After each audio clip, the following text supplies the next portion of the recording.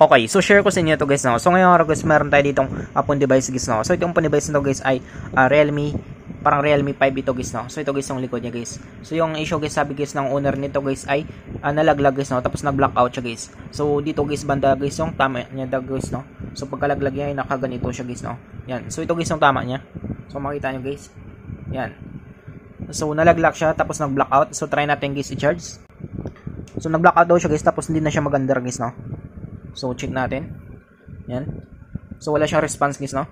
So charging wala siyang hindi lumalabas guys yung charging logo niya. Yan. So try natin pandarin guys.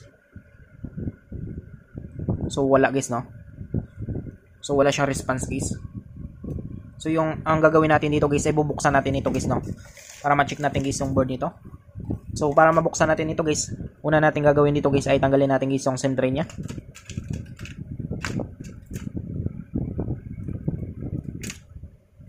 So yan siya guys, no. So dito guys ay hindi tayo pwede makadirect agad dito guys bukas guys, no. So dito tayo dadaan guys sa backcover nito. So kailangan muna natin to guys tanggalin. Ito guys yung backcover nito bago tayo pasok doon guys, no. Kasi meron siyang bolts dito guys sa loob guys, no. Yan. So na natin gagawin dito, tanggalin muna natin guys yung backcover nito guys, no. Yan. So para matanggal natin ito guys, pwede kayong gumamit guys ng pang opening tools nyo or pwede kayong gumamit guys ng heat gun nyo guys, no. Or pwede rin kayong gumamit guys ng electronic liquid nyo guys. So sa akin guys, yung ang gagamitin ko dito guys ay heat gun guys, no. Para mas madali tayo guys. So simulan natin.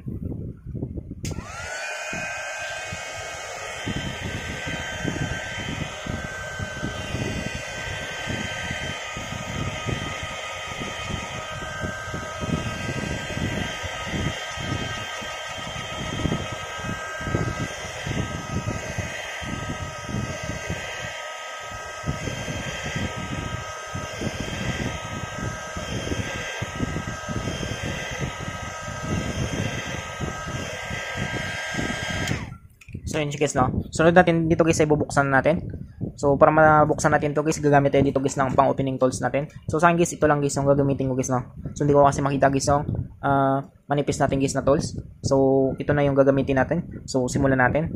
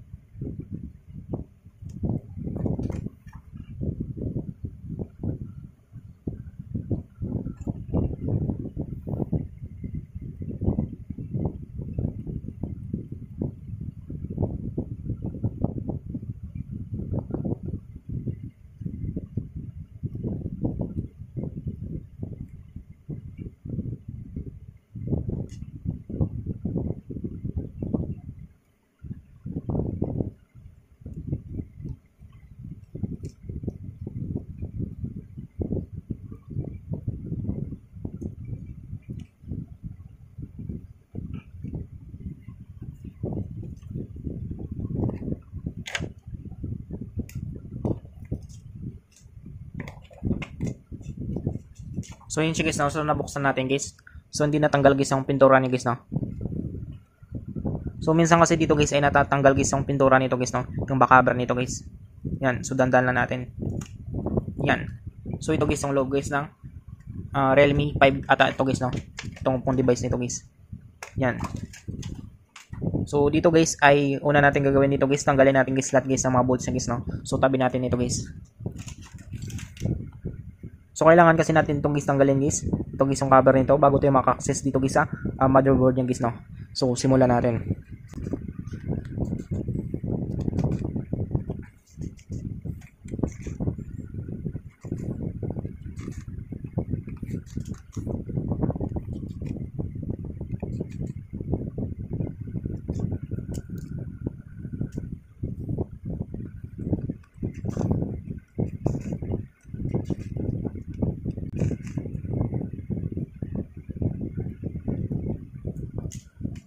So ayun siya guys, no. So natanggal natin guys lahat guys ng mga bolts niya. So yung LCD pala nito guys ay na ito guys, no, natatanggal na siya. So kung makita niyo guys yung LCD niya. Yan. So humiwalay na siya guys, no. Umangat na siya guys sa frame niya guys, no. So dahil sa pagkabagsak niya guys. ang ano lang dito guys, wala siyang ano guys, no, wala siyang basa guys. Pero yung ano niya, ito guys yung damage niya guys, no. Nag-blackout lang siya guys. Ayan. So possible guys na meron rin tama guys yung LCD nito guys, no. Makita kasi natin guys. Yan. So umata guys yung LCD niya sa pagkalaglag niya guys, no. Ito guys yung damage niya. So ngayon guys, una natin gagawin ay tanggalin natin ito. Tanggalin na natin to guys. Para ma-check na natin guys yung motherboard nito guys, no.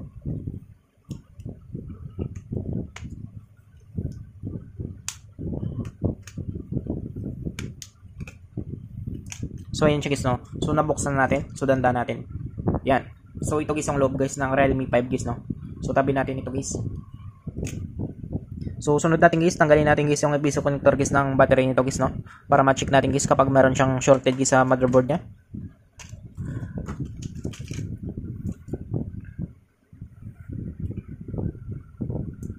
So ayan siya guys, no. So natanggal natin. So tanggalin natin guys yung piso connector guys ng fingerprint sensor ni guys. So tabi natin yan. So titest natin guys, no. So tanggalin na rin natin guys yung battery nito.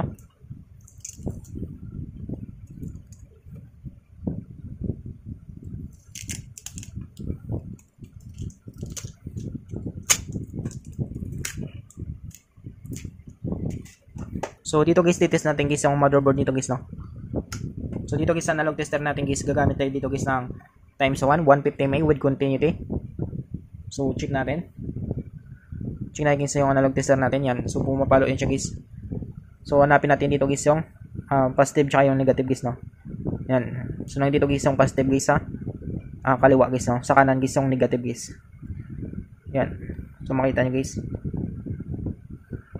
So positive sa positive tayo guys, no. So dapat papalo siya guys. Yan. So kung makita nyo guys, pumapalo yan siya. Yan. Yan. So pumapalo yan siya guys, no.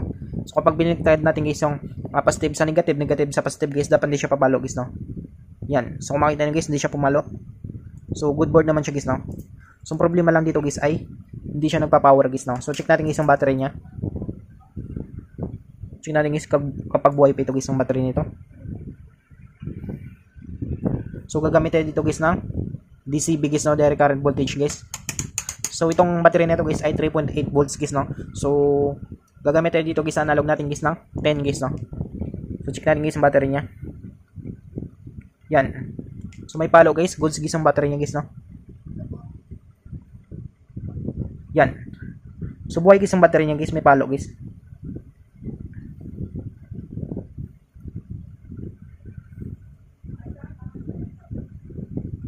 Yan. So makita niyo guys na buhay guys yung battery niya guys.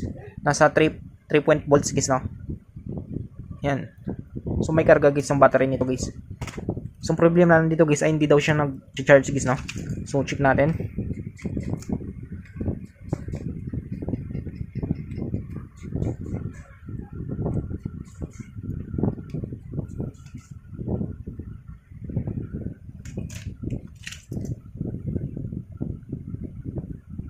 So tanggalin natin guys yung cover nito guys, no, ng sa board nito o yung charging board nito guys.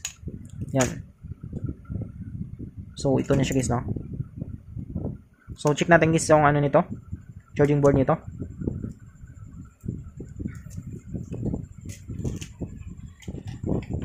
So titest natin guys, no. So para matest natin guys ay kailangan natin guys ng voltahe guys. So check natin guys yung charging board niya guys kapag ano guys, no, kapag goods guys, no. So gagamit pa rin tayo dito guys ng tester natin guys, no. Nasa 10 tayo guys. So susuka tayo dito guys ng nasa 5 volts guys, no. Sa 5 volts kasi ito guys yung voltahe nito guys. So dapat may reading siya dito guys, no. So check natin guys yung tester natin. Yan. So makita niyo guys, no, meron siyang reading. So goods guys yung ano niya guys, no. So may na lang guys yung ng kurente dito sa atin, yung voltahe dito guys, no. Pero meron siyang reading guys, nasa 4.1. Yan. So meron siyang reading dito. So check natin guys yung IPC connector guys. So ito guys yung IPC connector nito guys, connected dito guys, no. Connected dito guys sa charging guys, no, papuntang motherboard dito guys. So check natin ito guys, yung flex nito guys. Yan, so may reading siya guys, no. So ayan siya guys. Yan. So same lang guys yung ano nito guys, yung reading natin dito guys. Meron siyang palo guys, no. Ibig sabihin guys ay goods guys yung EPC connector nito guys, no. Yung main flex nito guys. So tanggalin natin to. So walang palo guys yung ano niya. So tanggalin natin guys yung ano niya, yung EPC connector guys ng LCD nito. So check natin ito guys, no.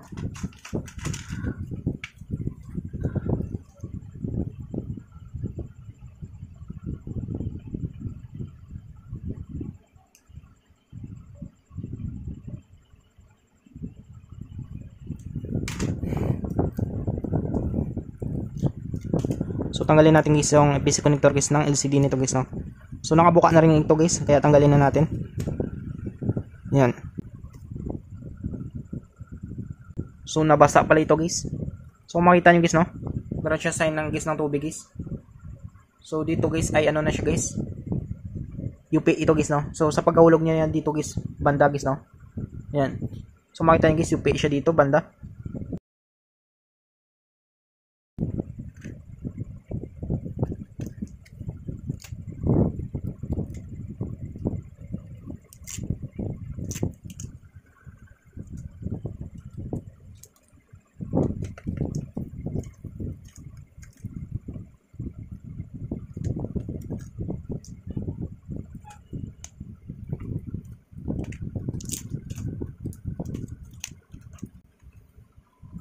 So battery shock natin guys, yung battery nito guys. So subukan natin guys, no.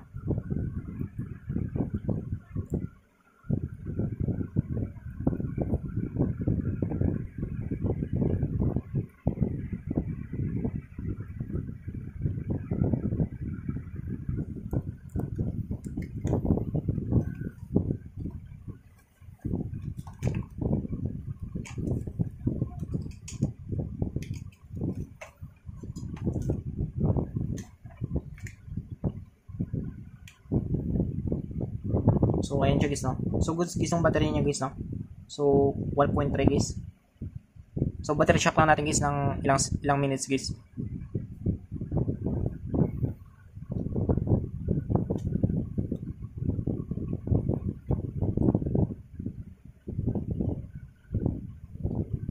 So yung problema kasi dito guys ay wala tayong ano guys, no, matesting guys na LCD nito guys. Kaya hindi natin to matest guys, no, kapag power ito guys, kasi meron ding tama guys yung LCD nito guys, no. So check lang natin guys kapag mag-react ito guys, kapag mag-response natin guys, no. So kahit vibrate lang guys, no, goods na yan guys. So sinyalis lang guys na pwedeng LCD guys yung tama nito guys. Yan. So antayin lang natin guys, no.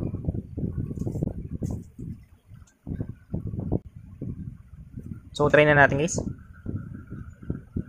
So bunutin natin. So may karga guys yung battery nito guys, no. So ayaw lang talaga guys mag-display guys, no. So try natin. So gamitan natin dito guys ng schematic natin guys.